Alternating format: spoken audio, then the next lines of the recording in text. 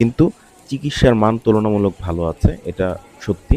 কিন্তু এই যে বিড়ম্বনাটা, সিরিয়ালের যেই বিড়ম্বনাটা, এটা আসলে কোনোভাবেই মেনে নেওয়ার মতো না। কারণ অনেক ছোট, ছোট বাচ্চা নিয়ে লোকজন দাঁড়ায় আছে, ঠিক আছে?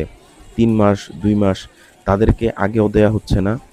কারণ এই যে ছোট, ছোট বাচ্চাগুলো এরা কিন্তু আসলে কান্নাকাটি করে, থাকতে চায় না, অসুস্থ হয়ে যায়। এখন হাসপাতালে গিয়ে কেউ যদি আবার অসুস্থ হয়ে যায়, এটা তো কোনোভাবেই কাম্য না, তাই না?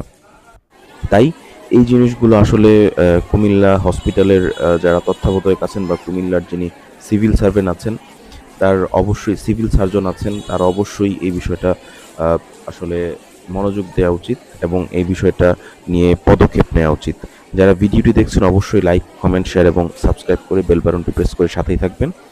অবশ্যই যেন এই ধরনের আপনার উল্টাপাল্টা জিনিসপত্র থেকে দেশবাসী এবং মানুষ মুক্ত